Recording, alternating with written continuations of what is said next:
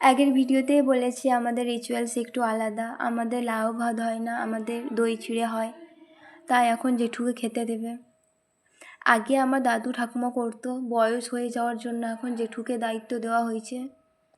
তাই দাদু ঠাকুমা বলে দিচ্ছে কিভাবে কি করতে হবে না হবে। প্রণাম করে নেওয়ার পরে এখন জেঠু খেতে বসবে।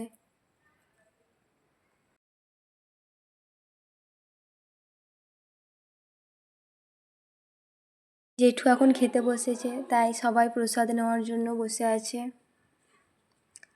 প্রসাদ নেওয়া কমপ্লিট। এবার আমাদের হাবিস রান্না হবে, তাই জেঠিমা ভালো করে চালটা ধুয়ে নিচ্ছে।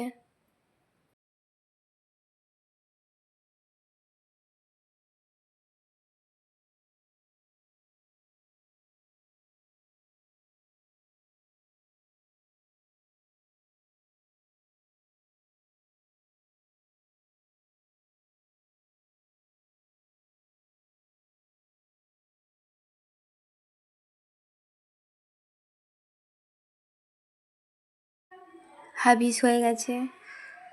এবার আমার ঠাকুমা আমাকে প্রসাদ দিচ্ছে।